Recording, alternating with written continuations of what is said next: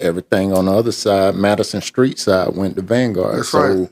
when you going up 4th Street, you got N.H. Jones projects, Marion Manor projects on one side, and right across the street, you talking Norris to Forest.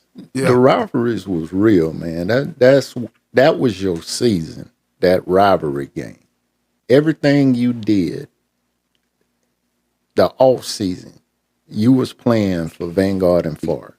Forest ran like a sweep to the left. Wayne Pompey got the ball.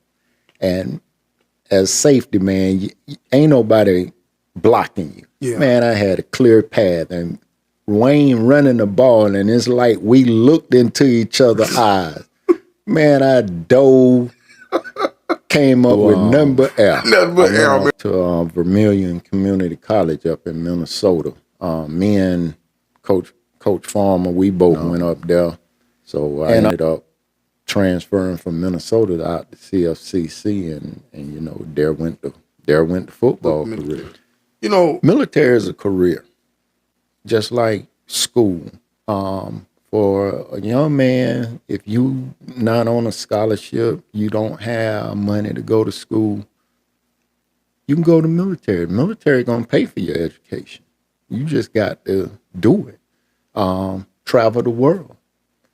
I had, prior to going to the military, I had been to Georgia so since we always talk football, what does it feel like losing to your crosstown rival as your last football game?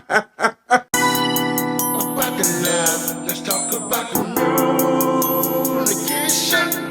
Let's talk about the love. Let's talk about communication. Oh, let's talk about the love.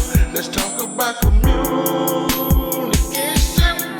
Let's talk about the love. Let's talk about communication. Oh, yeah. ladies and gentlemen, this is your host, William Robinson of TLC Talk Love and Communication, ladies and gentlemen. Today we have a special guest on My Story. We got the one and only B1 Bomber, Vanguard High School, Mount Rushmore, according to Coach Phil Yancey, the one and only Amel Brooks, ladies and gentlemen. And without further ado, we're going to give this young man a special round of applause, ladies and gentlemen. What it is, B1? How's it going, man? Everything good, man. How you ride over was, man? Everything is good, brother. Everything good. I tell you, man, tell my audience a little bit about yourself, champ. Amel Brooks, grew up right here in Ocala, Florida. Went to Madison Street, Wildmena Park, Fort King, graduated from Vanguard. Most people know me growing up in Spring Manor. And in high school, we lived over in Hidden Oaks over by Vanguard. You know, that's kind of why, like, as a kid, I really don't remember you. Because, you know, you Madison Street, yes, but, like, it's like I never seen you no more. You know what I mean? Because I went to Howell Elementary, then Howard Middle. You went to Wildmena, Fort King. You know what I'm saying? So, you know, the switch-up game, you know what I'm saying? And when you were a kid, you know, you ain't really mingle back on those sides of town. Even though we had them bicycles everywhere, huh? Yes, sir. What's the farthest trip you done rode on that bicycle, man? From Spring Manor over here across town. Getting it. BMX, catwalking, everything. You know, I seen a thing on Facebook one time where the man was saying that, looking back, our parents didn't care about us. Because, you know, nowadays, you know, you wouldn't leave a kid home. You wouldn't let a kid ride a bicycle across town. Mm-hmm. You think that those times, you think the kids nowadays are missing that? Kids today are missing being outside all day. Maybe that's where we got our energy, our introduction to sports, playing sandlot football, baseball, making a game, taking whatever field we had to work with, having fun on our bikes, competing at an early age. So yes, they definitely missing out on that. You know, and so you're a father yourself, correct? Yes, I am. Okay, we got some young B1s coming up? No, No, my son took after my wife, so Yeah.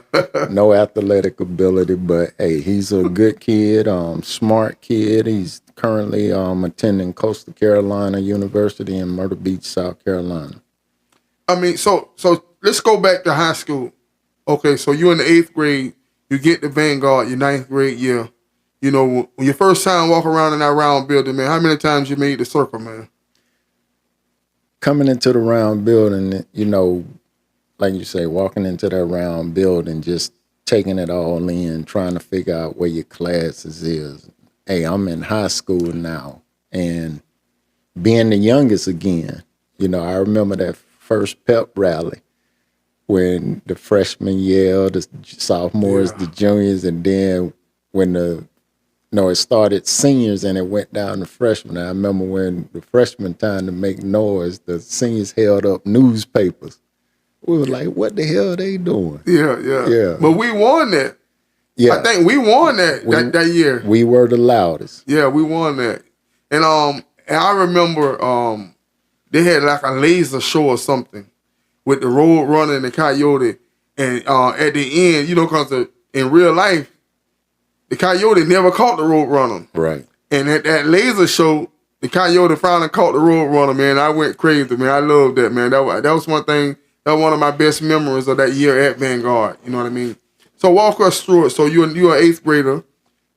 You know what I mean? You the big dog on campus. You know what I'm saying? You go back to the high school. You the puppy again. So how was the puppy life for Amel Brooks? How did you rise to the man that you were as you graduated? Well, you think coming from Fort King, Howard Middle was the school. Mm-hmm. So when you go back to MCYFL, I played for the junior Knights. I meant the junior Dolphins and the senior Knights. You know, junior Dolphins, our team dominated by Howard Middle School. Get to the senior Knights, our team dominated by Howard Middle School. I'm talking about Edwin Farmer, William Jackson, Carlos Genlaw, Alvin Braddock. So when I got to high school, I wasn't going to play football. And then when I came out for football, I had to sit out like the first 2 games because of when I joined. Mm-hmm. And so Lamont Isaac and Sean Nunn were the wide receivers. So I ended up playing defense because that's where I can be used. I did not start, believe it or not, my freshman year. And so I knew you got to beat out these Howard Middle School boys in order to get you some playing time. So Howard was the measuring stick. Howard was the measuring stick in football. Howard was the measuring stick when we played road runner basketball. And if you remember, in middle school, we had the track meet. Mm-hmm. Howard Middle was the measuring stick at the track meet. Yep. So hands down, Howard Middle School was the measuring stick. You know, when we think about that, you know, back then you had to go to school where you lived at. Yes, you did. The zoning. And, you know, the saying is, you know, Vanguard always has had more talent because of, you know, the structure of the zoning, you know, like you say, you know, all of Howard Middle, you know, all of Northwest Ocala. Do you think that it was an advantage, you know, during those years? I'm not going to say it was an advantage because when you really look at the west side, let's take the west side of 441. If you remember what the zoning was that separated Vanguard from Forest, from 441, it was 4th Street. All the way, take 4th Street, go past Marion Manor, go up what then was a dirt road, and then you come out to that highway. Mm-hmm. And then it jumped back over to 40, and somewhere up after the interstate, it kind of if you was on Jones side, Park side, Airport Road, you went to Forest. Mm-hmm. Everything else, you know, Busby Quarters, you know what I'm saying? You know, you even had Carver Park go to Forest. Mm-hmm. You know, if you was on the 4th Street is where the auditorium is. Everything on that side went to Forest. Everything went to Vanguard. Everything on the other side, Madison Street side, went to Vanguard. That's right. when you going up 4th Street, you got NH Jones projects, Marion Manor projects on one side, and right across the street, you talking Norris the Forest. Yeah, exactly. I mean, talk of the importance of the rivalries. You know, a lot of people nowadays, the rivalries are lost. You know what I mean? You may have a kid, he in 4 years, he go to 3 different high schools. You know what I mean? Talk about how the rivalry was back then. The rivalries was real, man. That was your season, that rivalry game. Everything you did, the off season, you was playing for Vanguard and Forest. You know, we got to win this game. Then you had friends that went to Forest. So during the year, you talking noise to them, they talking noise to you. Ocala only so big, you know, remember then when we went to summer schools switched schools every year. One year summer school would be at Vanguard. Vanguard and Forest went to summer school together. Yeah. You got some people from Forest in your class. Next year went to Forest. So staying connected with your rivalry, we was right there together, talking noise. Whether it was football or basketball, those rivalries was huge. You know, so Coach Yancey put you on this Mount Rushmore of players that he's ever coached over a 20-year career. Let's go from that freshman who didn't start, who had to play defense, into one of the all-time great wide receivers in Marion County history. So, Junior Dolphins, I played tight end. Randy Hodges was our quarterback. Ricky Hodges, Randy Hodges. So that was my little introduction to wide receiver. Mm-hmm. So when I played for the Senior Knights, I was trying out for running back. And the guy who was quarterbacking, G.D. Calloway, ended up breaking his finger or something. So he couldn't take no snaps. So we had Coach Ollie West. He was the head coach. Mm-hmm. And I remember in practice them put me in at quarterback. And I'm like, man, I don't know how to play no quarterback. So I ended up being the quarterback that year. Farmer was the tailback. Farmer and Jesse Merritt. William Jackson was our wide receiver. Man, I forgot all about William Jackson, man. William Jackson. Yeah. Unstoppable in MCYFL. Yeah. He was our wide receiver. So I ended up quarterbacking that year.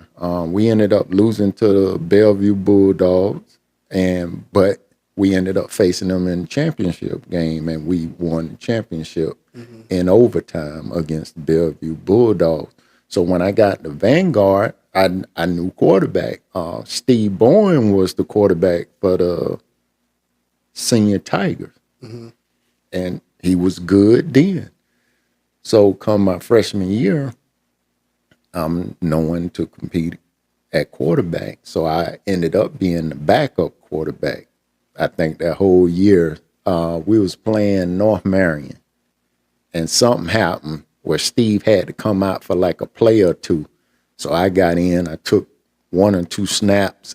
That was the only quarterback I saw that year. Oh, yeah. So, like I say, I was playing defense, and then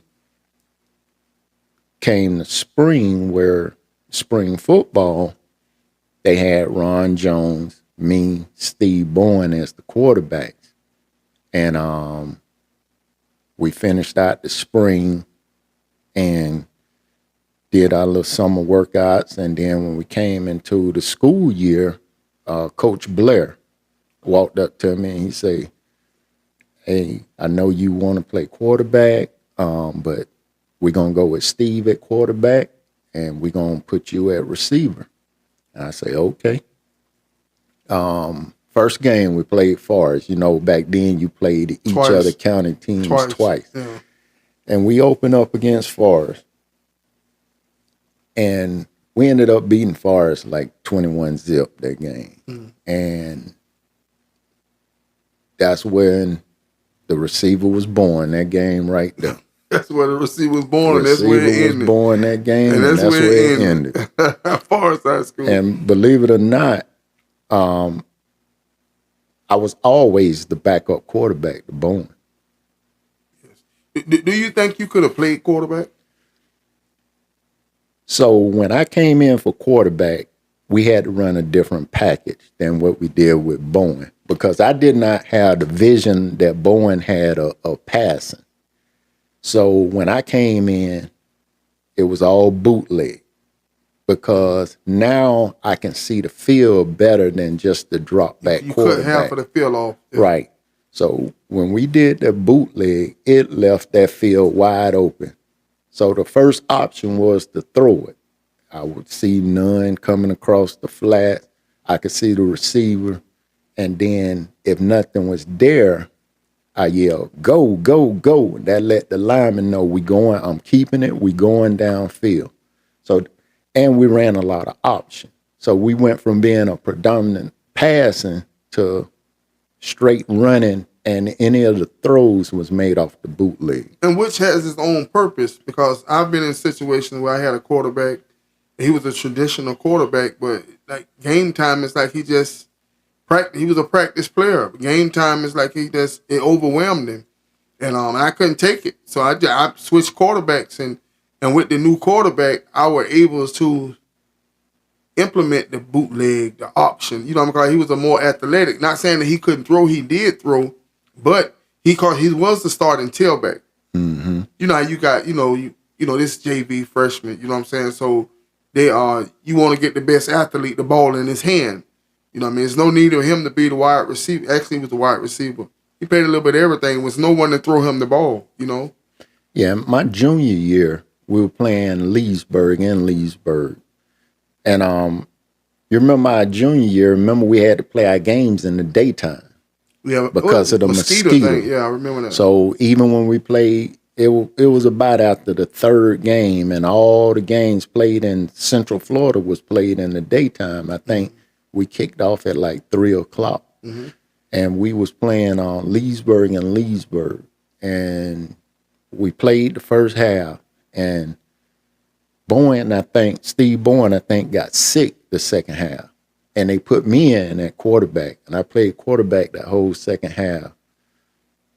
Passing, I think I was 1 out of 2 passing, but like I say, we went to that bootleg and option, and we ended up losing the game. But you know, when you watch film, you never saw me at quarterback. Now in practice, there would be times that they would put me at quarterback because hey, just in case Bowen go down, we need you to get these reps at quarterback.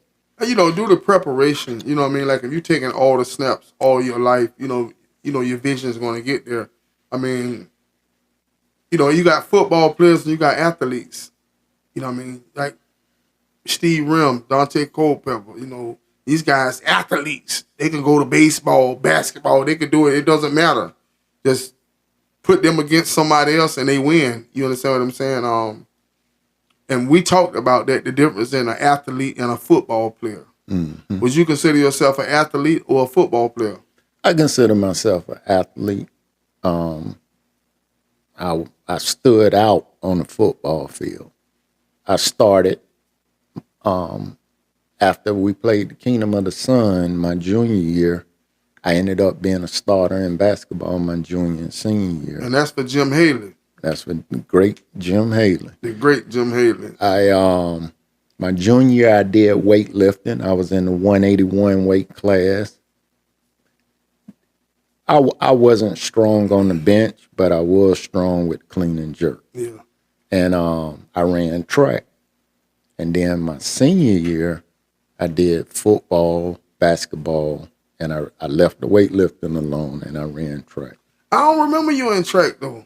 I ran the 400, we called it the 440. Yeah, yeah. I ran the mile relay. Okay. And I did the high jump. Right, okay. I mostly done the sprint stuff, you know, the 100, the 220, and, you know, little relay stuff like that. So you was competing against old Tom Johnson. Yep, old Tom Johnson. Boy, Tom used to skin us up on that mile relay, boy. And that 880, man, Tom was a beast in that 880, 800. Yes. And I think a lot of, even the football coaches, you know, back then we had Tony McCall, and I think the football coaches didn't realize how special Tom was. 'Cause, you know, everybody liked the sprinter, but Tom was really good in that 880. Tom was a good sprinter. If you remember on y'all's 440 relay, Tony obviously was the anchor. Y'all had But Tom was never on the 440 relay. so who was on the listen, 440 relay? Well, my junior year, you had Tony, Harold Washington, Gabriel. I'm thinking the same My year. senior year, it was Gabriel. It was Gabriel, Tony. Tom, and Was it Tom? I would do it sometime. And I think Brian Edwards. I don't know, was it Brian or not? I don't know.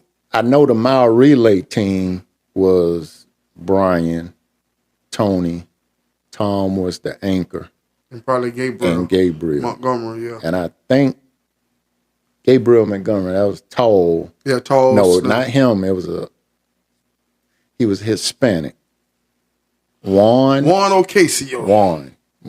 You know, he's a sheriff now, man. Okay, it was Juan. Juan Ocasio, yeah, man. Yeah. Yeah, that's right. That was the 400 and the 4x1 and the 4x4. The mile relay, and I forgot about Juan, man. Yeah, I remember Juan Ocasio. You know, so high school career, you know what I mean? Did you watch the Phil Yancey interview? I did. I got word of it from Alvin Braddock. I got a text from him. I say, man, what Braddock got going on? So when I opened it up and Coach Yancey was giving his Mount Rushmore, of course, I got this big grin on my face. And that was my introduction to TLC Sports. Mm-hmm. And so I'm scrambling trying to find where this interview come from. And then through Facebook, I was able to find it. Mm-hmm. And that's when I watched it in its entirety. And then I also watched Dante Culpepper's interview in its entirety. And yeah, that was my introduction to TLC Sports. Introduction to TLC, huh? So how did it feel? What did you think, you know what I mean, how did it make you feel to know that he viewed you in such high regards and this man was your head coach? Well, it let me know that hard work, that preparation during the season and in off season, that it paid off. My freshman year when we had spring football, I had got in trouble in school. So when the punishment I had was grace drills. I don't know if you remember grace drills. Yeah. So I had to do 3 days of grace drills. Day one of grace drills was on that Friday, that first Friday of spring football. And you remember in grace drills, the last thing you had to do, you had to log roll like 60 yards. And I'm going about halfway, and man, I'm sick as a dog. And I just couldn't go no more. And I remember Coach Grace walking off the field, and Coach Cass approached me in the locker room, and he was like, you know, man, we really would like to have you on the team. And so I had all weekend to think about it. And I came back that Monday, I'm like, man, I'm not quitting. That right there planted the seed that Amel Brooks ain't no quitter. And from that day on, I tell you, Coach Cass, Coach Yancey, they knew how to challenge me. Playing two ways wasn't something I chose. Playing two ways was a challenge presented, and I took the challenge. You know, as you sit here today, what's the single most important lesson you learned from Coach Yancey? Coach Yancey taught me that I'm not a quitter. That Coach Yancey would push me to the limit. You know, my junior year, you know, the one time I came off the field, No, my junior year, I didn't come off the field. My senior year, the only time I came off the field was when we was kicking an extra point. That was the only time I came off the field. I was on kickoff. I was on kickoff return, punt, return, offense, defense, and never complained. I think with you, I believe it started. Sometimes coaches find things. Like to me, once Bobby Bowden met Charlie Ward, everything changed. It's like he was always looking for another Charlie Ward. And I think when it came to you, he was always searching for another Mel Brooks because his top receiver would always play safety after your year. And what comes to mind is Rashard Jones was a beast. I love Rashard Jones. I mean, as a receiver and a safety, he just knew how to. To me, he knew how to use his body because he was thick. He would box out very, very well. You know, a post was nothing to him. He understood if I'm coming across the face of the safety, I could just box him out. You know what I mean? How would you rate yourself as a safety?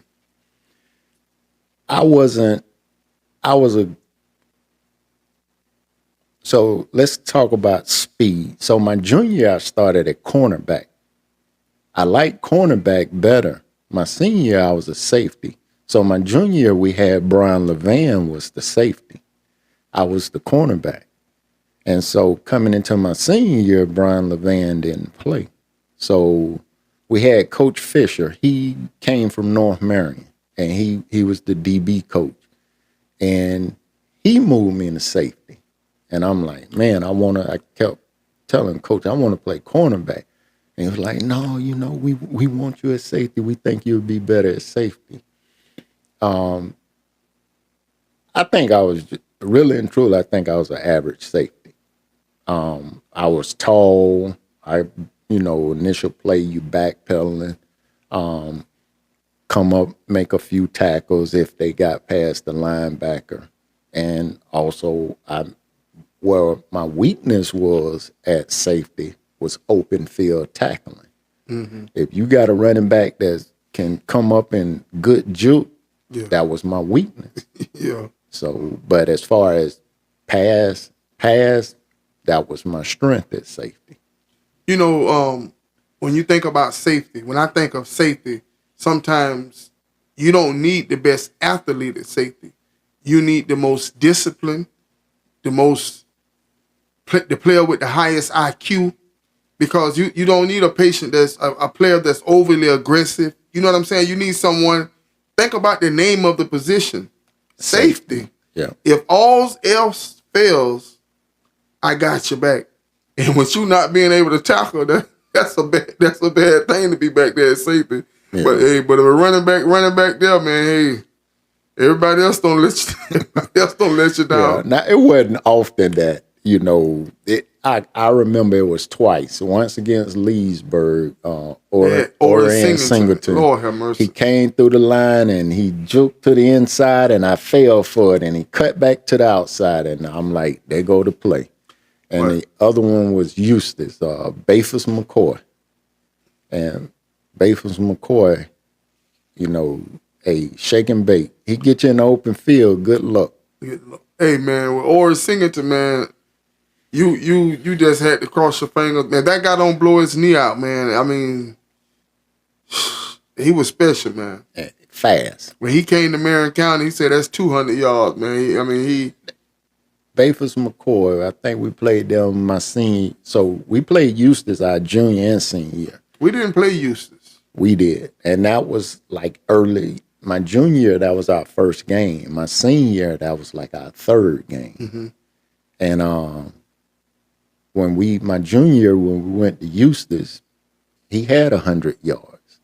We kept him out. I think we kept him out the end zone, but he had 100 yards. Mm-hmm. My senior year, when he came to Vanguard, we played him on Thursday night. Us and Forest shared the field, so if it was both home games, somebody got to play Thursday. The big dog played on Friday. So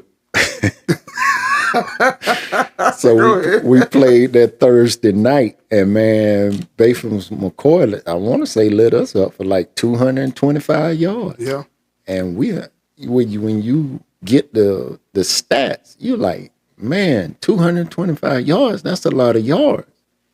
So like 2-3 games later, we goes against Leesburg, or in Singleton lit us up for like 275 yards. And I'm like, man. You know, my senior year, you remember we had a pretty good defense.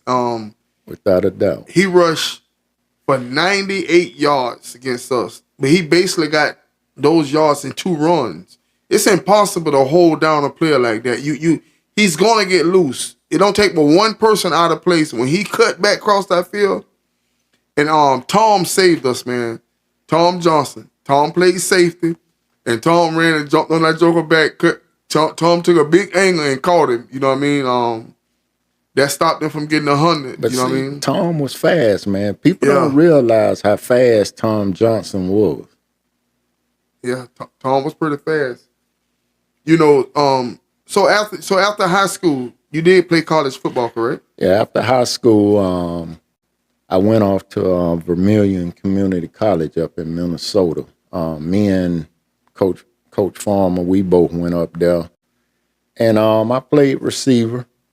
And when I got there, I don't know if I rubbed somebody the wrong way, but that school we went to, there was a straight passing school. We may have ran the ball 10 times a game.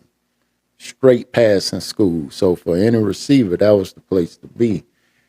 And so the first game I did not start. And I'm looking at one of the receivers that started, like, man, I'm better than him. And so I got into a little trouble where I had to sit out the second and third game. Couldn't even dress, but I had to be on the sideline. Mm-hmm. Then I came in the fourth game, and they put me in early in the game. And they saw me coming across the middle, catching passes. I wasn't scared coming across the middle because we had no receiver that was willing to come across the middle. Our star receiver, he was more, I'm going to catch it on the outside type receiver. And from that game on, man, I started. My senior year, so my freshman year, we ended up winning the state championship. We went undefeated that year, I think, nationally. We ended up in the top 5 nationally in the JUCO rankings. Mm-hmm. So my senior year, I'm the number 1 receiver, and I did well. We ended up losing 2 games that year, but I did well. And nationally in JUCO, I finished 3rd in receiving. I think I was 1st or 2nd in yards, but I was 3rd in receiving. And from there, man, it was just like all the schools trying to further my education. It was just like the schools up north. And I mean, it was cold up there. And, you know, the school I always envisioned going to was Valdosta State. Mm-hmm.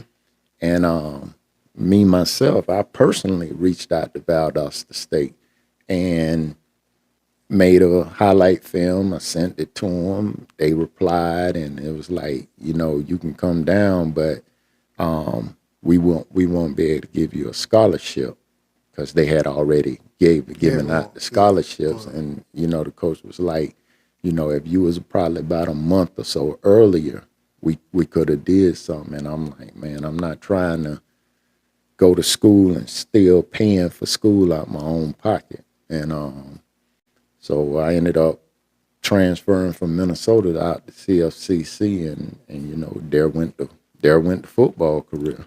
You know, what was that experience for any young player that's looking forward to going to college? What kind of advice did you have to get? I often hear a lot of them say that, man, it's a lot of politics when it comes to football in college. It's a lot of, you know, hand picking. Like you say, I was better than this guy. But, you know, everybody say I'm better than that guy. You know what I'm saying? But I believe that us, 352, I think we different. when we go off to college and we go to different places where everybody from different areas, I think we stand out for the way we was raised. What's your opinion on that? So I can only speak for Minnesota. It was a predominantly most kids on our team were white. We had the blacks on our team came from Florida, came from North Carolina, and Cleveland, Ohio. And I don't know if they thought the guys coming from Florida had this thuggish persona, because that was never me. Right. And my personality somehow rubbed the coaches the wrong way. And that's why I did not start initially. But when I told them, hey, man, I didn't come up here to sit on no bench. Like, you know, if I'm going to play football, I'm going to play football. If you don't want me to play football, I won't play football. Because it wasn't a scholarship that, you know, I went to that school, but whatever grants and whatnot I can get, that's what I got. That was not a scholarship. Okay. And we had a coach named Coach Turner. Coach Turner was a good dude, man. And he pulled me aside and he talked to me. And he had a heart-to-heart with me. And he said, man, we really need you on this team. He said, when you come back, this is what I need you to do. I don't need you arguing with nobody. I don't need you fussing with nobody. All I need you to do is play football. And the respect I had for Coach Turner, when I came back and was able to dress out after waiting those 2 games, I came back and played football. I'm not arguing with you. Whatever the play is, that's what it is. And then I proved myself. Right. And we were playing our last game. I forget the school, but we were down. And we were undefeated down. So this determined going into the playoffs. And our star receiver, man, they had him double covered. He couldn't do nothing. And 3-5-2. They ended up scoring 3 touchdowns that game. 3-5-2, baby. And that's how we ended up winning the game. When you looked at game film, nobody accounted for me. They accounted for our star receiver. And we had this running back just come out the slot. He was fast too. They used to always account for them. They never accounted for me. The guy you didn't account for ended up scoring 3 touchdowns and we won the game. You know, was there moments, you know, when you got to college and you like, wow, all these guys good. Hey, I'm not as good as I thought I were. Was there moments like that for you? Well, being at a junior college, it wasn't. Now, my freshman year, the number 1 receiver, I mean, this joker ran a 4.3. I mean, he was fast and he had hands. He reminded me of a smaller version of Steve Rim, that I can get the ball anywhere and turn it into a big play. Mm-hmm. But as far as the other receivers, one of the guys was a sophomore, so his freshman year he didn't really get a lot of playing time. So I guess they felt they owed it to him. Now he caught big passes. He advanced the chains. The running back, you know, he caught a lot of passes, but the person playing the other receiver, I'm like, man, I'm clearly better than him. But needless to say, I did not start, and I had to let them know, hey, man, this is what it is. So you think if you never go have that conversation, I would have been on the bench that whole year. So what kind of advice would you give to kids? Because it's a line there. You know what I'm saying? It's a line with you trying to respect the coaches. You're trying to, you know, follow the leader, so to speak. But at the same time, hey, this is a business. Yeah. For any kid, I would tell you, know your worth. Know your worth. Don't give up when somebody don't put you as a starter. Know your worth. Have a good work ethic. Give it a game or two. If it's not going your way, pull your position coach aside. Have that talk. Hey, I'm better than this. Why am I sitting on the bench when I'm showing you clearly I'm capable? And sometimes I felt those coaches was focused on their positions, and I know the receiver coach was Coach McDonald, but I didn't go to the receiver coach.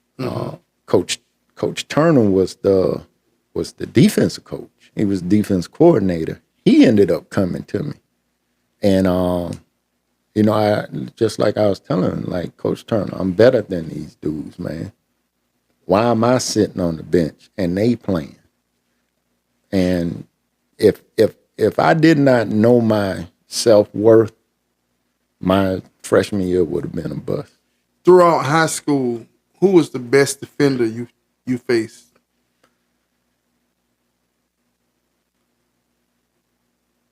So we would talk cornerback. Right.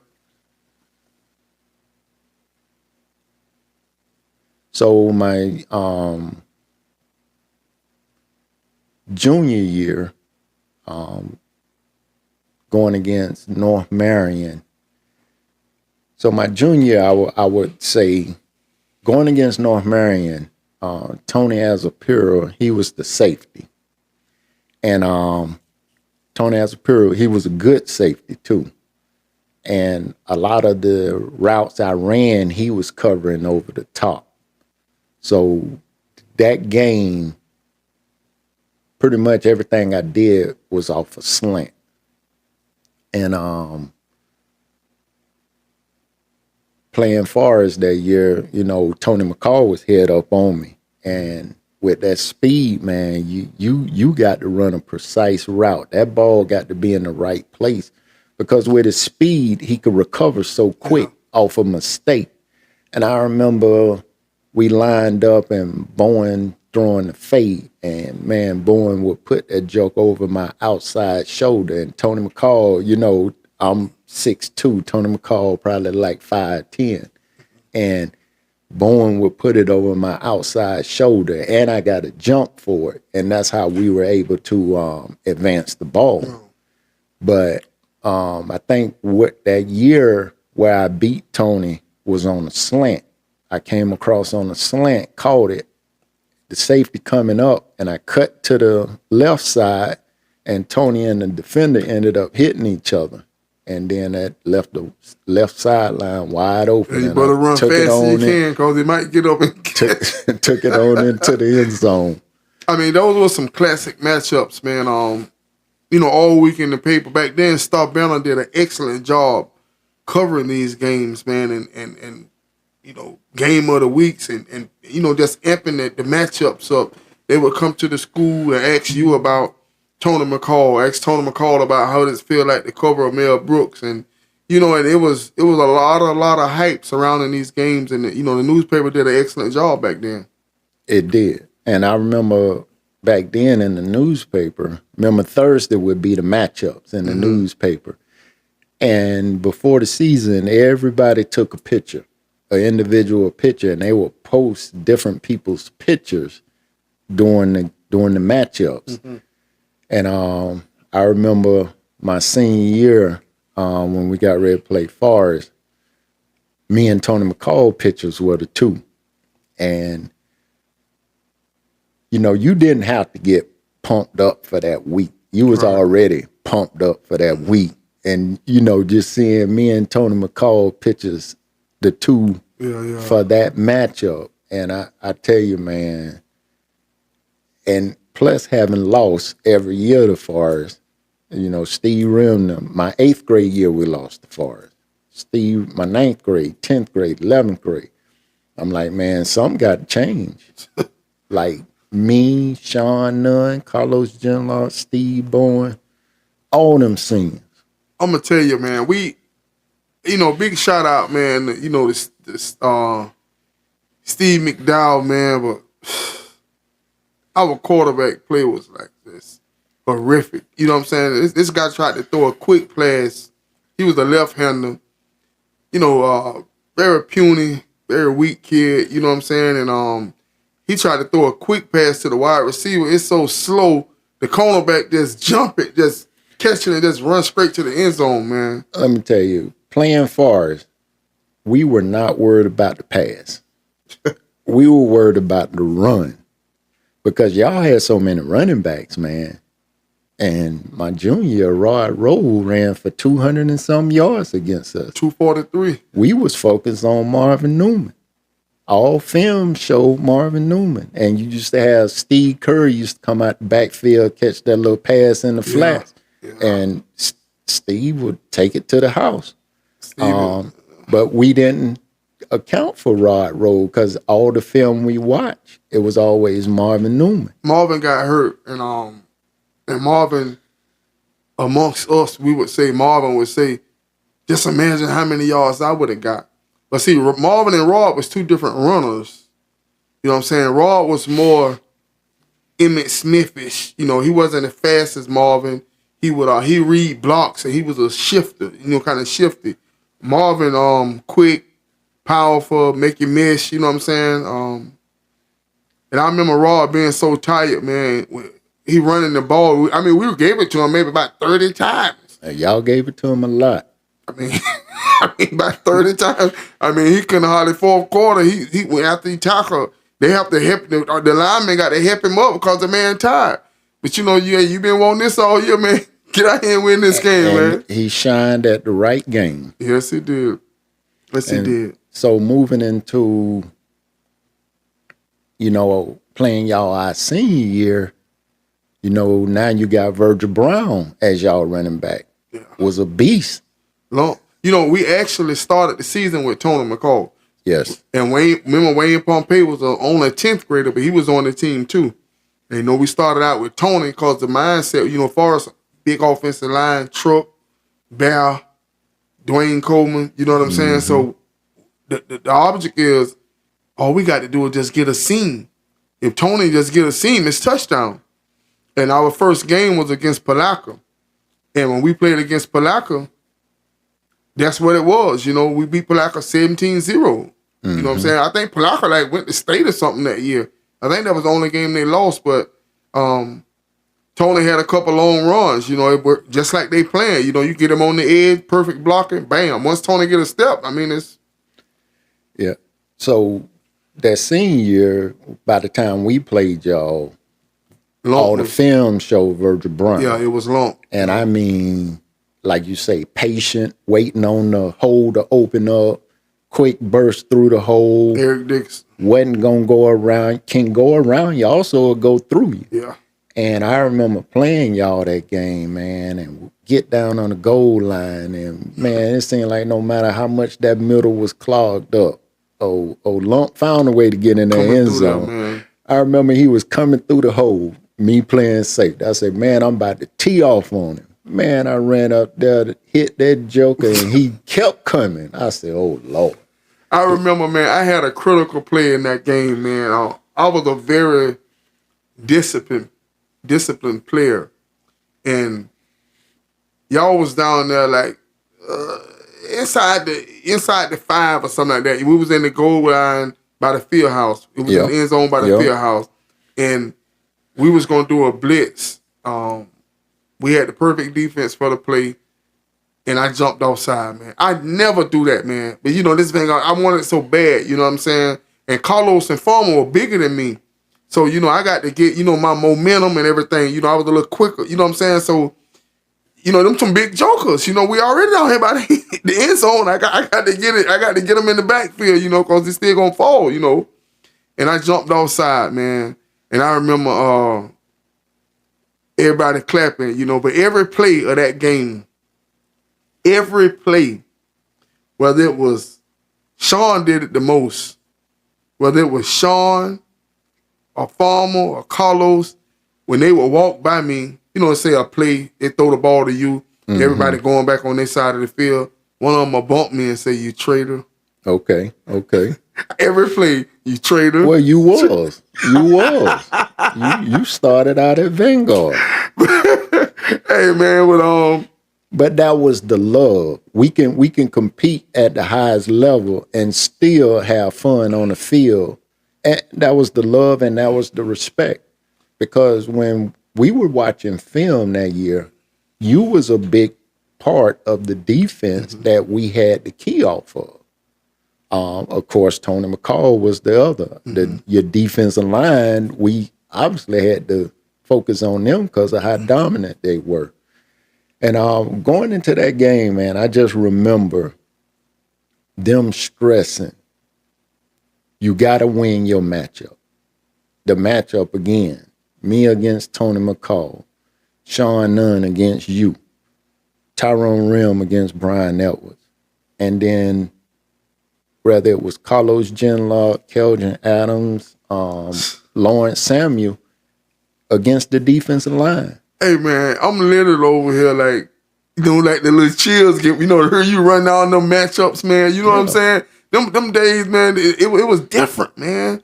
You know what I'm saying? Like it's different.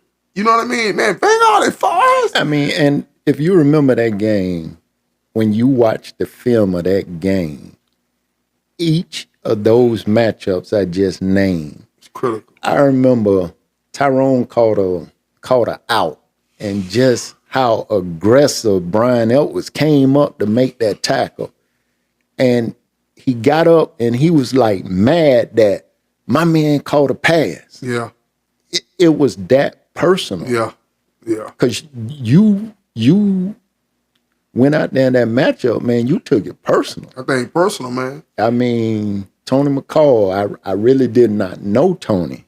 I always heard of the name, but it started that junior year. And mutual respect. Yeah, it started It's the that respect. junior year. And going into that senior year, man, I took that personal. I just talked, me and Tony was talking about you. We saw you at the game, and me and him was talking, and he was talking about when he heard people speak of him, and he talking about the football days and stuff, and he said, man, basically, I ain't know what I was doing. You know what I'm saying? He admit, I wasn't a great football player. I was a track star. And I was telling Tony, I say, Tony, what you don't understand is you were still able to do things no one else could do because of your speed. Right. I've seen a guy, I'm running in for a blitz, and so the quarterback throw the ball, call itself throwing it away, and Tony just run and take off and go catch the ball like a punt. But he's throwing it, way past everybody.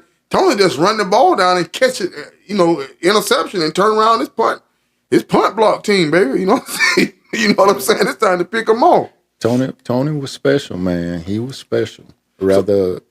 Now, take what he said. Yes, he was a track star. He just played football. Now, for the Forest Wildcats, imagine Virgil Brown, Brian Edwards, Wayne Pompey, who were football players with that speed. Yeah. That would have been a terrible night. Imagine lump with that speed. For anybody Forest played. I think Wayne Pompey to me is one of the best players I ever played against. And he was on my team because, I'm a senior. He's in the 10th grade. And, I'm he a little frightened. I'm the man on campus. I'm talking junk, can't wait to hit. And I used to talk to him. I believe when I walk up to that line of scrimmage, I'm going to look in that running back eyes. They're going to look at that hole. They're going to look at that hole. They're going to see, you know what I mean? They're going to, it's natural. So I point out the hole, you coming over here? And so Wayne put a move on me one day in practice, but had me reaching for the air. And I always told myself, I'm going to get him. I never got a good hit. Wayne was special because he knew how to take a lick. He knew how to fall. You know what I'm saying? I never could get him. That our senior year, the Jamboree, Vanguard and Forest was always the finale. And again, safety. Forrest ran a sweep to the left. Wayne Pompey got the ball. And as safety, man, ain't nobody blocking you. Yeah. Man, I had a clear path. And Wayne running the ball, and it's like we looked into each other's eyes. Man, I dove, came up with nothing but air. Nothing but air, man. That kid had some feet, man. Yes. Wayne was, and see, my senior year, Brian didn't play. Brian played cornerback.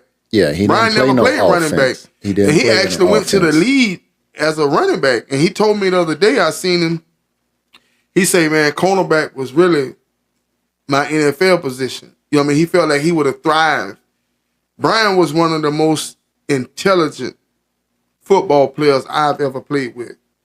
He the only one that could say, Black, they coming over here. They finna run the sweep. You know what I'm saying? And I could trust that because I studied a lot. My edge was, I wasn't that big. So I understood if this offensive lineman get his hands on me, I'm just a regular man. But my speed and my quickness and my tenacity, but the goal is he ain't got no business getting his hand on me. You understand what I'm saying? If I study and I read the play, okay, every time you run sweep, y'all reach block. None coming down, okay, so I already know who coming to get there. I got to beat none.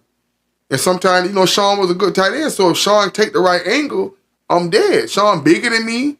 If he take the right angle, there's nothing I can do. So I'll shoot the gap.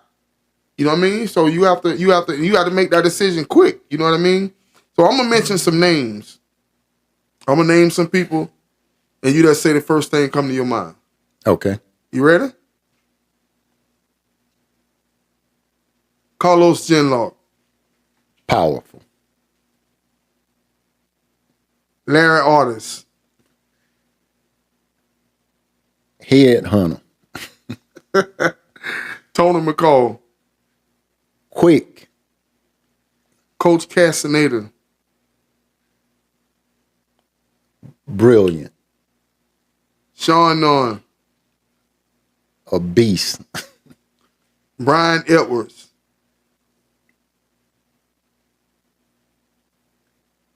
I can't put it in one word, but a young man that was up and coming. Yes, sir, he was. Lorenzo Bagley. A tank. Lavelle Danzy. Oh, Lord. Machine. A semi. With a souped up engine. Steve Rim. The greatest. Ronnie Jones.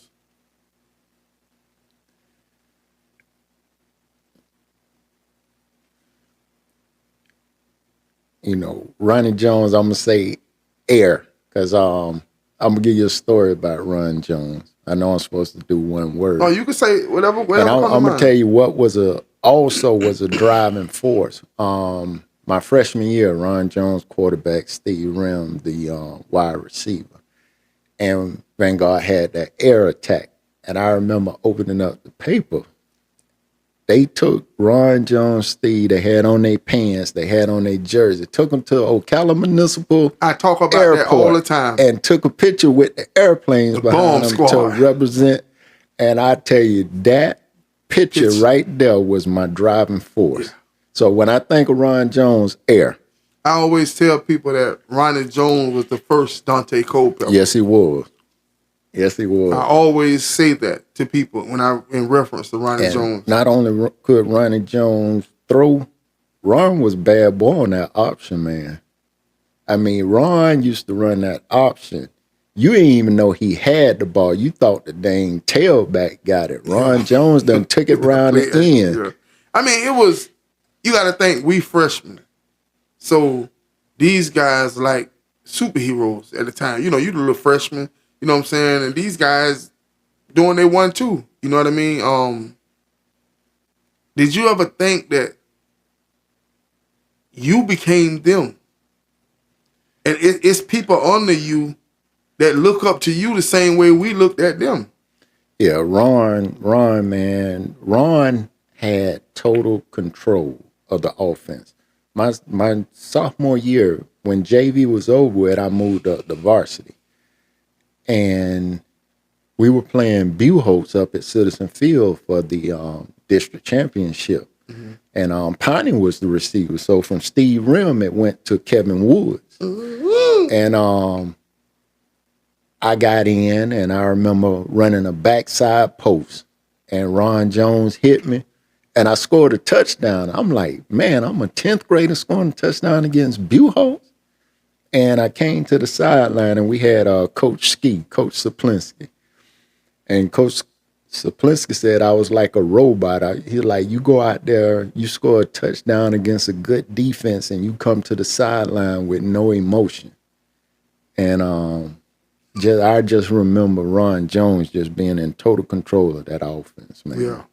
Total control of that offense. And that's what great quarterbacks, when they walk in that huddle, you know what I mean? They command the huddle. That's what great quarterbacks do. Virgil Brown. Athlete. Edwin Farmer.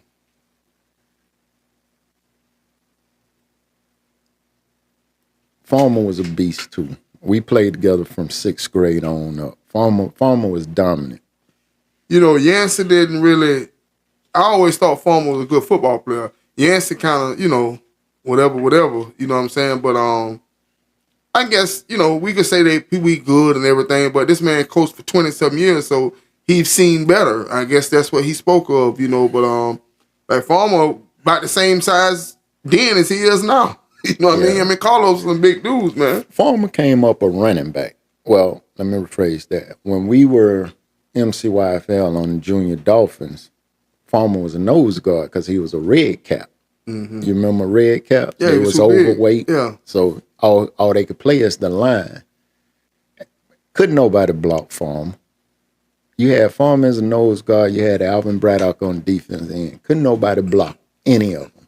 Yeah. So my 8th grade year, we senior nights, that was Farmer's first time playing running back. But he was so dominant because Carlos Genlock was a red cap. That's who the running back was supposed to be. But when we weighed in, he was overweight by about 4 or 5 pounds. Mm-hmm. And for Braddock, Carlos Genlock, Farmer and them, they had to use pads from Vanguard, which was heavier than the pads we used at MCYFL. Right. So when they got on the scale and they barely came up overweight, they had to be red caps. So 8th grade, Farmer was a dominant running back. 9th grade, it was Farmer, William Jackson, and Carlos. See, because even our senior year, you had Farmer and Carlos in the backfield. No, Farmer was straight linebacker. No, Farmer played some offense too. You had Keldon Adams. The little short, stalker one. Yes, sir. Yeah, that's you right. Had Keldon Adams back there. So you trying to tell me Farmer ain't played no? Farmer was straight middle linebacker our senior year. I got to check with now, him on that. Kickoff, I was deep on kickoff. Keldon Adams, the little short, dark skin one with the. We used to call him Sawed-Off. Like Ram Man, yeah. Yeah. Farmer would be the one in front of the deep people on kickoff. And if they kicked it short, Farmer would get it. But yeah, Farmer played no offense our senior year. He was straight defense. Well, maybe I'm thinking about that junior year, maybe. Yeah, junior year Farmer was that's what I'm thinking fullback. About, yeah. But I do remember when you said that name, LeShart, because he reminded me of Ram Man off of He-Man. He was short, stocky. Yeah, I remember that. Kevin Woods. Kevin Woods was slick. I call him slick because of his movement. He was like hard to tackle, but he carried the ball like a loaf of bread. He used to always fuss, man, quit carrying the ball like a loaf of bread. Brent King. The heartbeat. Linwood Snow. Headhunter. Stephen Bourne. I'm gonna put him air with Ron Jones because that's the air it out. Terry Bryant, bear. He was just that, a bear. A black bear. Woo. A big black scary bear. Strong bear. And trust me, you avoided him. If you knew where he was, you was gonna avoid him. William Robinson. A beast. A undersized beast. Rick Daley. Smooth. Steve Rim. 100% athlete. Jim Haley. The chief. Dante Culpepper. The greatest. Phil Yancey. Disciplinarian. North Marion High School. Young Gunners.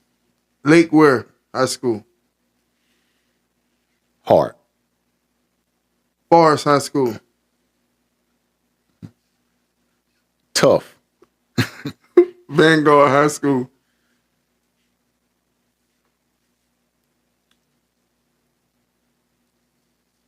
Go getters.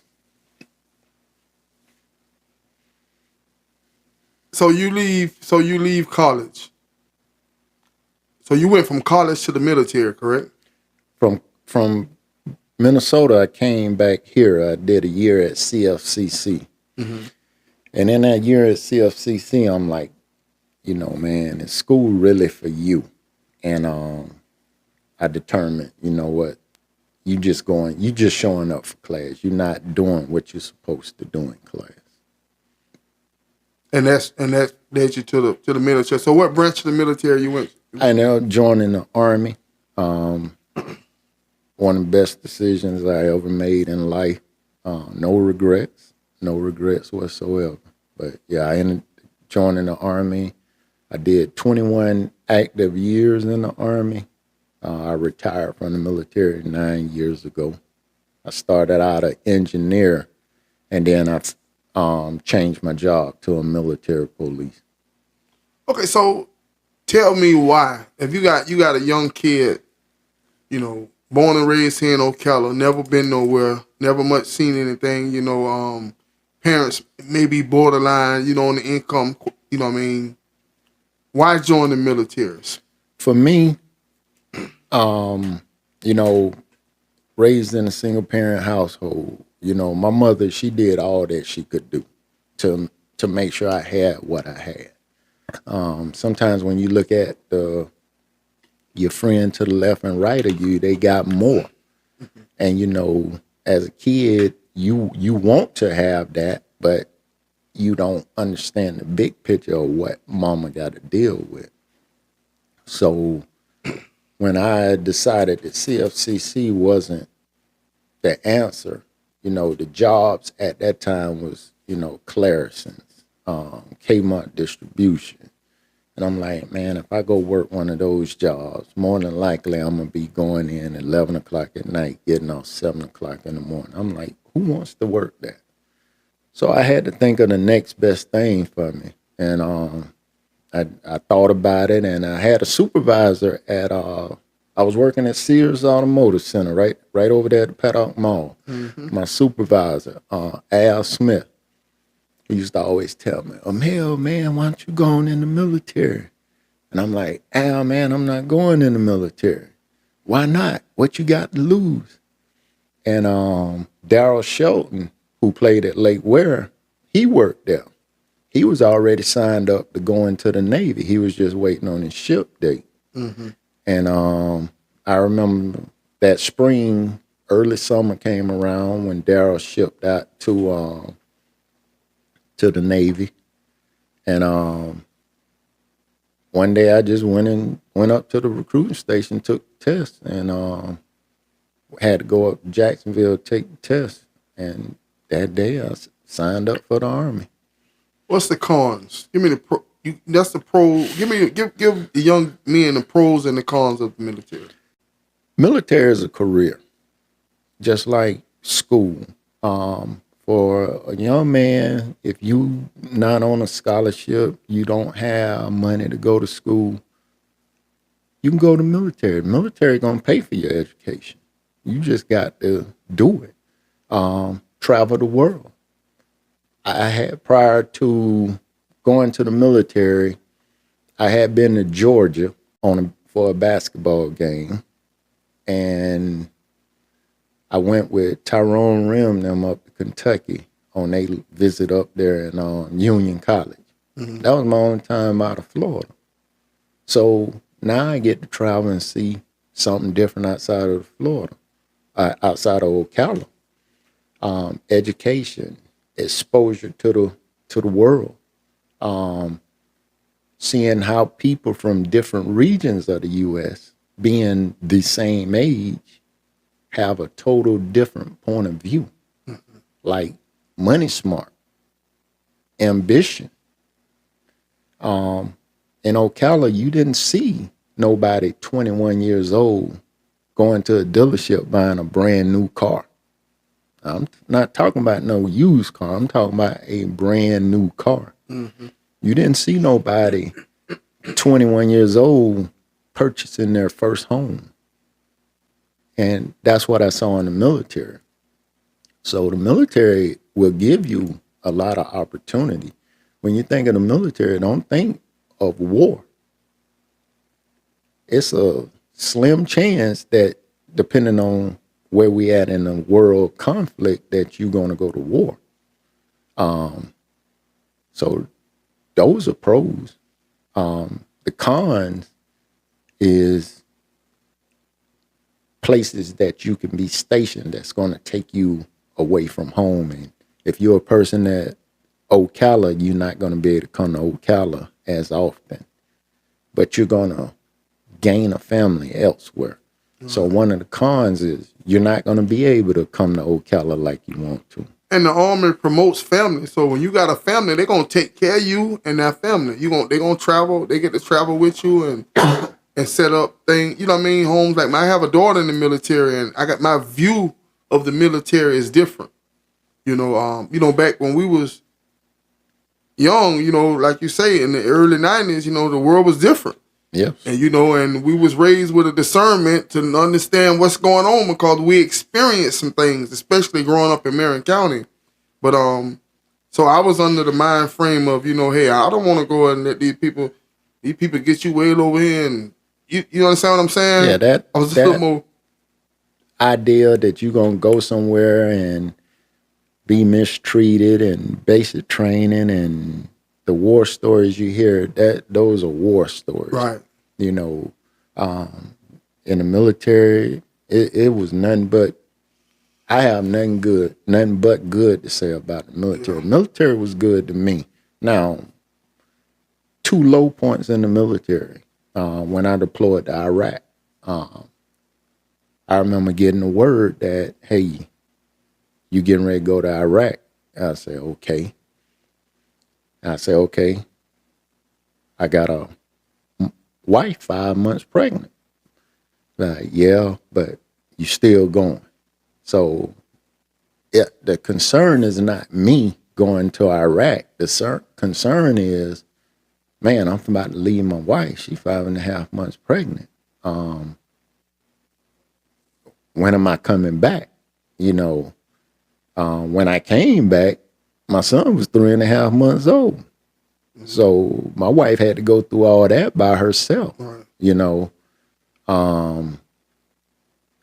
Also, I deployed to Afghanistan. So I'm a Iraq and Afghanistan veteran. What is it like over there? Explain to, being in different parts of the world, explain to my audience how blessed we are to be in the United States of America. We are very blessed. Just think of freedom. They have freedom to a certain extent. They're under a dictatorship. They've been fighting all their life. We're over there just trying to, hey, help them build some type of civilization. All these folks know is to fight and not scared to die. And any day, so I was a military police. My job was to go to the host nation police stations and teach them how to be policemen. So not only are we sitting at one location, you got folks with, they call them VBIs, vehicle-borne IEDs, very powerful. take an artillery shell, rig it up. When you come by, they explode it. Chance of survival is very slim. And so that real world threat of not making it home, it was real. Trash. Like, you can't go nowhere in Ocala that's as dirty as these places are. I mean, filthy. And just looking at the kids, like they would see us, just we would throw them bottles of water, and how they would run to get that bottle of water. People would send us care packages. As we patrolled some of the streets, we would throw candy and stuff out to them. And just looking at, it was the kids that hit hardest for me, just watching those kids. Mm-hmm. It just make you appreciate the small things that we have here in the U.S. Like, man, why are we complaining? If you go elsewhere and you see how these kids are, it's humbling. How did it change you? Like, once you went over there and you witnessed these things, as you sit here today, when you look on that, dwell on that, how did it change you as a person? It just makes you more appreciative of the small things. It makes you value family. If you didn't value your family, it made you value family, because some of our service members didn't make it back. And, moms watching their 18-year-old sons leave to go off to war, you putting your trust in those leaders to bring them back, and they didn't come back. As a leader, you feel like you failed. Very eye-opening experience. Appreciate the small things. I'm always careful of what I complain about, because a lot of times I'm not complaining about anything. What I'm complaining about is nothing compared to what some other people got going in the world. And one of the things I used to tell people when they complain, I say, it's somebody in the world got it way worse than you, and they driving on every day. Yeah. That I would imagine that's some very, very eye-opening things, but it's also dangerous, because your heart, it's just like sometimes I drive down the road, man, I see somebody walking down the road in our heart, son. Back when we was growing up, you could stop and pick them up. Hey, man, where you going? But nowadays, you know what I'm saying? You stop and, you understand what I'm saying? You just can't just pick anybody up. Yeah, because you don't know who you picking up. Yeah, and you trying to help, and they, got a different agenda, Mm-hmm. and me being not able to, quite defend myself the way I, I just, hey, man, but your heart, man, you know what I mean? Your heart is set out there.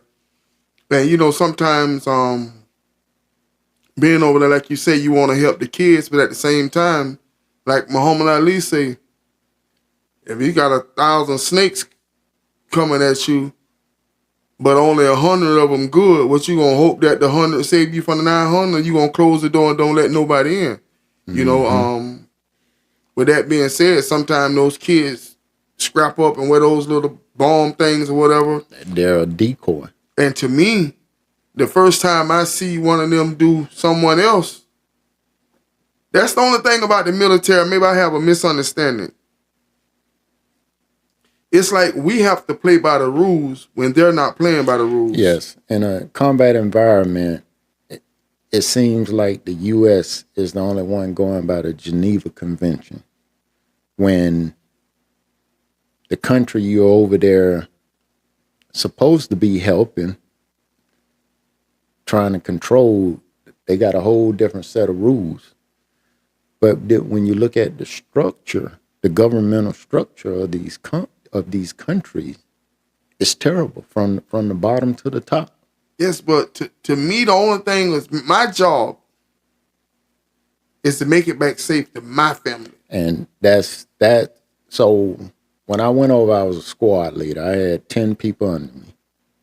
And whenever we would leave our compound and go outside, I had to give a brief every day.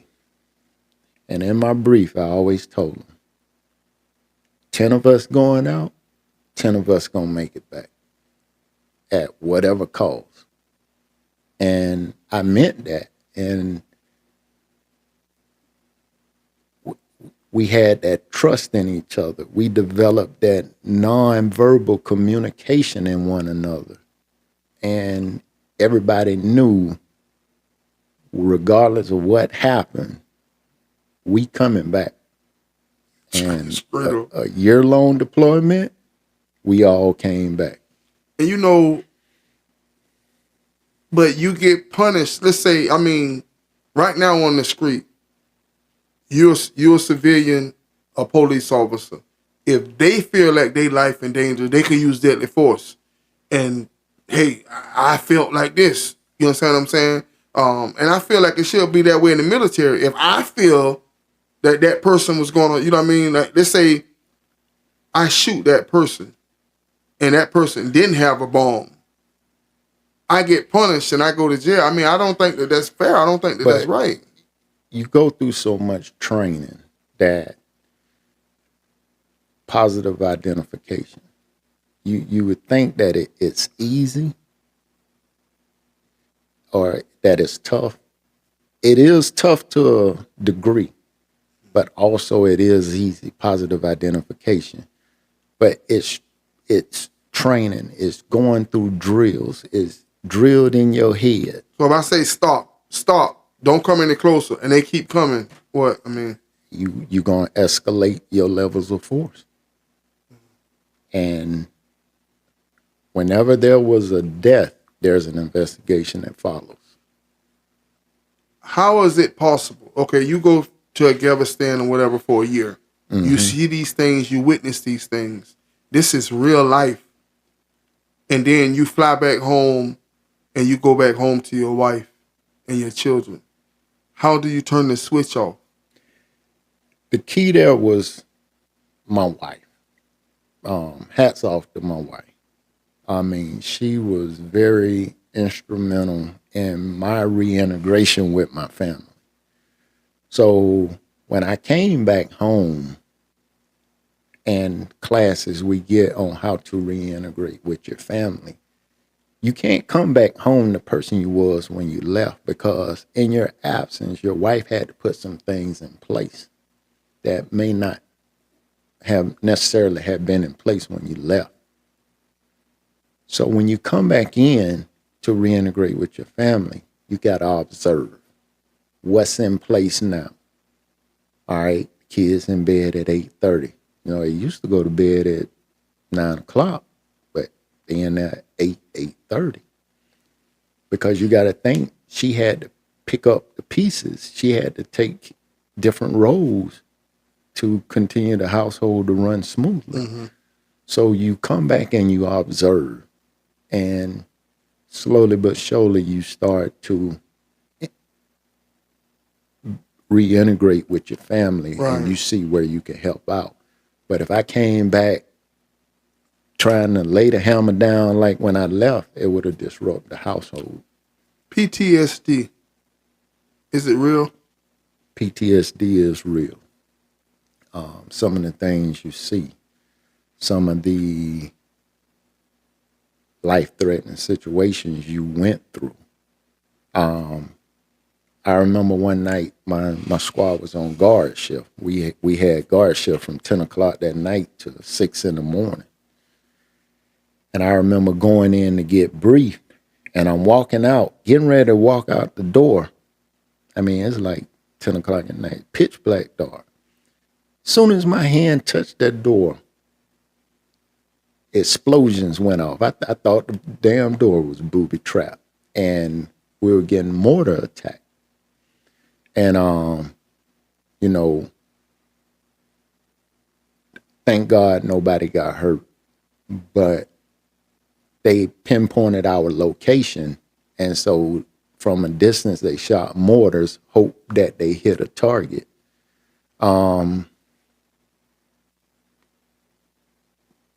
For anybody who had to engage in a firefight where you know you killed somebody, how do you cope with that moving forward? You know, it's people scared to go to sleep at night. People scared to be in the dark. People scared to be alone. Loud noises, you know. Loud noises that sound anything related to combat can trigger all those emotions again. I used to work with a guy. He was Vietnam vet, and the Vietnam vet, they had we worked at Daco, so the plant, and you had some people walk through like potential buyers, and it was some Korean looking people, you know, Vietnam looking people, and when he worked, he cut this big old chunk of block of rubber, and he got a machete that he worked with, a real machete that he works with, and he cut the rubber and everything. And when he seen those people, he snapped. You know what I'm saying? And this 30 years ago, ain't no PTSD. This just he's acting crazy. You understand what I'm saying? You know what I'm saying? And I mean that was rough. You know what I'm saying? That was rough. And sometimes, his brother say sometimes him and his wife in the bed sleep. By the time she could get him off of him, he don't drug her in the bathroom choking her. You know what I'm saying? He's asleep. He's dreaming. He doesn't realize this. Is that common? It is. It's different levels to PTSD. Like anything, you got to accept that you need help. Once you accept you need help and you go through the steps of getting help, it frees up a lot of stuff. Mm-hmm. We so macho that, oh man, I've been to 5 deployments. I'm not going to be no wimp and go get help. No, help is there for you for a reason. And once the service members started realizing I need help, it better help them to be able to cope with situations back home. Okay, so you have 20 plus year military experience. You retired 9 years ago. So what's been going on in these last 9 years, man? So in the last 9 years, retired from the military, and I still work for the military, just on the civilian side. So what I do now, I'm a range specialist. So I go, when you have units, go out to the ranges to shoot, to train. We go out and inspect those units to make sure what they're doing is in accordance with regulation and policy, and making sure that everything they're doing is, everything they're supposed to do is supported by a regulation. And we making sure that they're training in accordance with those regulations. You still got a pretty good old shot? When the last time you been to the range?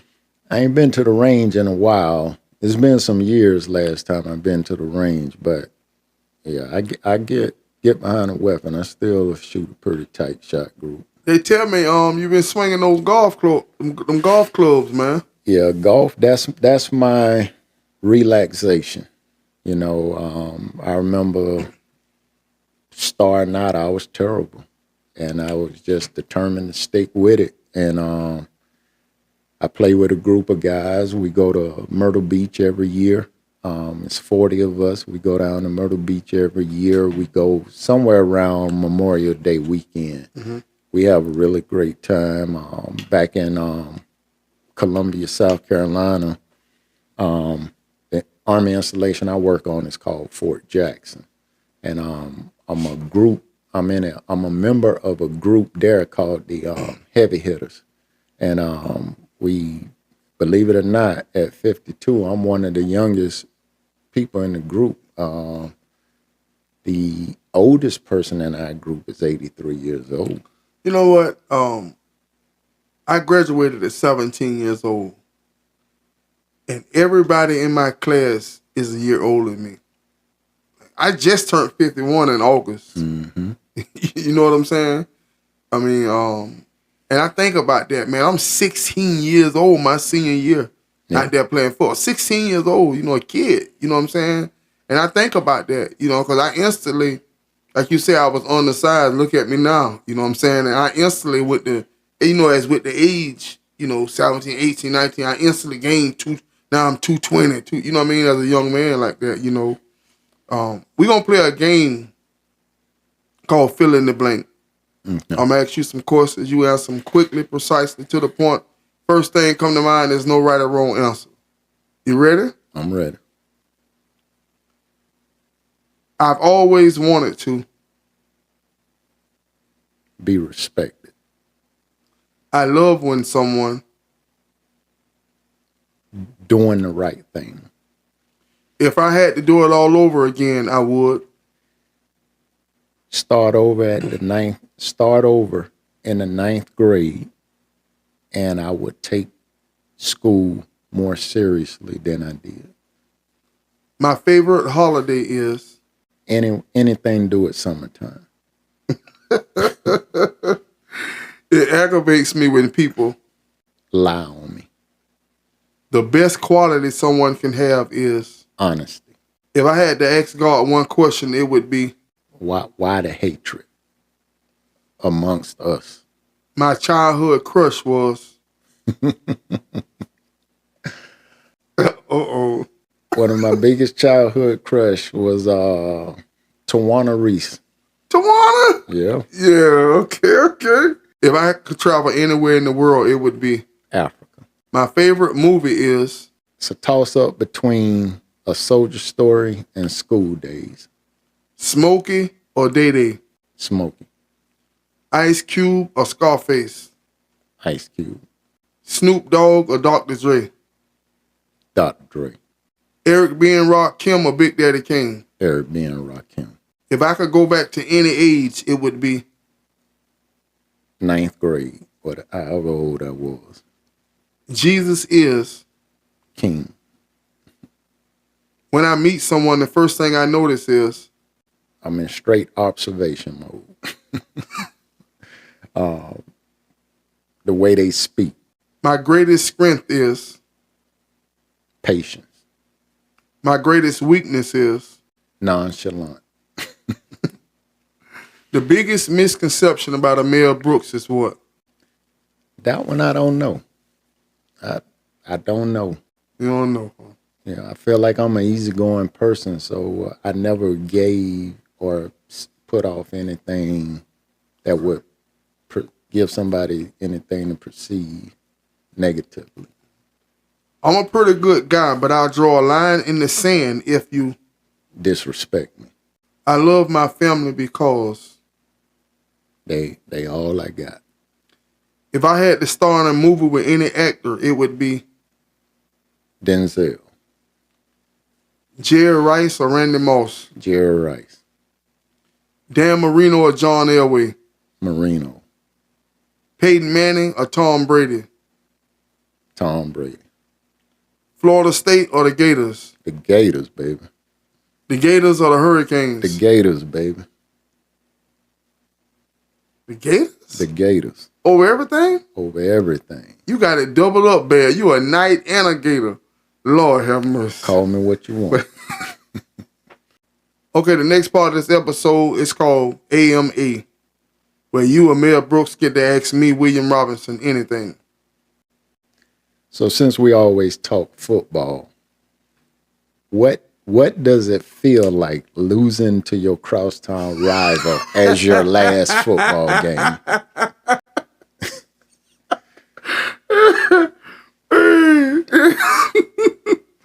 Well,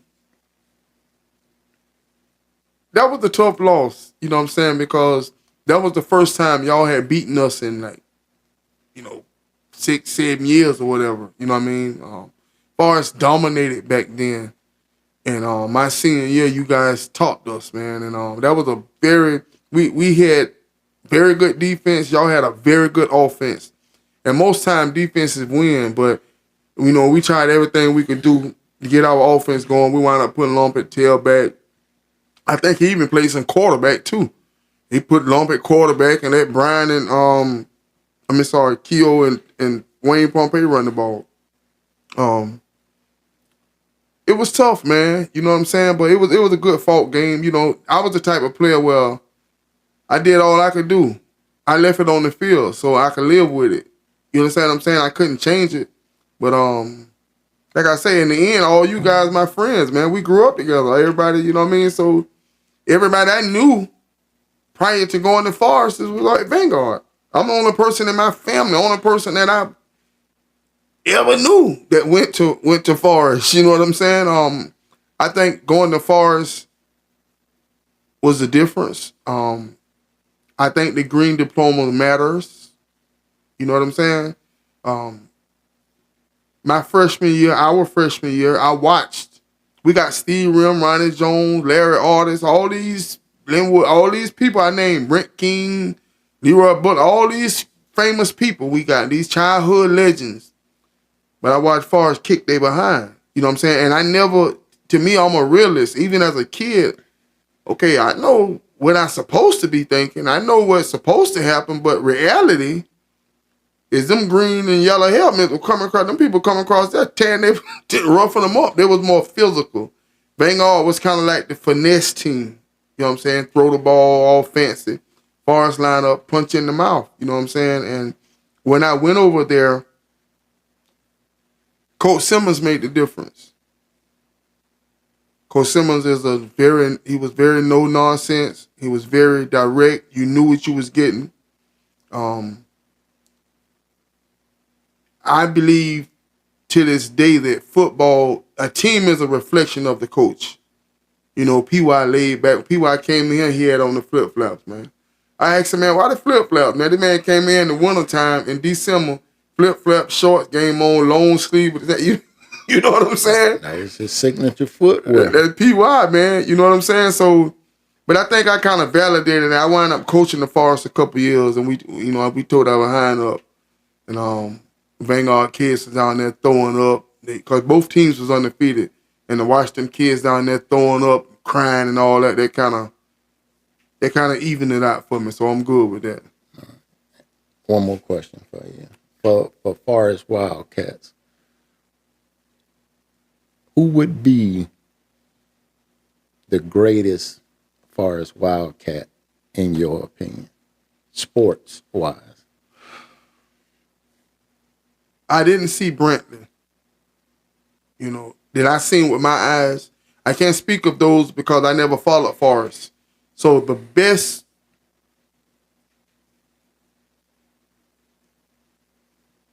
I say Terry Bryant. Bear is the best player I've seen. Coach Simmons coached football for 20, 30 years, and he said that's the best offensive lineman he's ever coached. And he was, 2 state championship teams, and that tell you about Terry Bryant. Bear was so strong, and he was much like yourself. Bear didn't ain't gonna do too much talking. He got a couple of friends. He'll talk to me. Quiet people always talk to me. I don't know why. You know what I mean? Maybe because I say and do everything that's in their mind, I guess. But like you say, you'll never find nobody got something bad to say about Bear. You know what I mean? Whatever his job is, it's done. It's gonna get done. So I think Terry Bryant is the greatest Wildcat I've ever seen. That's it? Yes, sir. Okay, so this is the last part of the show. It's called Final Thoughts. You're gonna look into this camera right over my shoulder here, and you're gonna give the world your final thoughts, sir. All right, to all the young fellas in Marion County, know your worth. In the off season, do as much as you can in the weight room. It doesn't just start during the season. The off season preparation is just as big as during the season. The game is not about you, it's about your team. And as long as you do your part to support the team, as in many aspects of the game you can, and do it to your full best, then that's all anybody can ask of you. That's right, ladies and gentlemen. And that is the final thoughts by the one and only B1 Bomber, baby, Amel Brooks, man. You know what I'm saying? And with that being said, ladies and gentlemen, I, William Robinson, am your host of TLC Talk Love and Communication, ladies and gentlemen. This has been a very, very special episode of my story. One of my childhood friends, man. I was very fortunate to get in contact with this young man, and I feel honored to be able to interview this gentleman. He's always been the man that you see sitting in this chair. That's the same child that I remember, the same man that he is today. You know what I mean? And we're going to give big shout outs and big props, man. He's one of the legends here in Marion County. Not only as a football player, but as a person. He's able to come back and receive love. And when people say about you when you're not around, that's a testament to who you are. You can donate to this podcast with Cash App. Anybody love you with a U? Zelle 352-209-3306. PayPal Robinson74 William@gmail.com. And remember, if nobody tell you they love you today, William Robinson love you.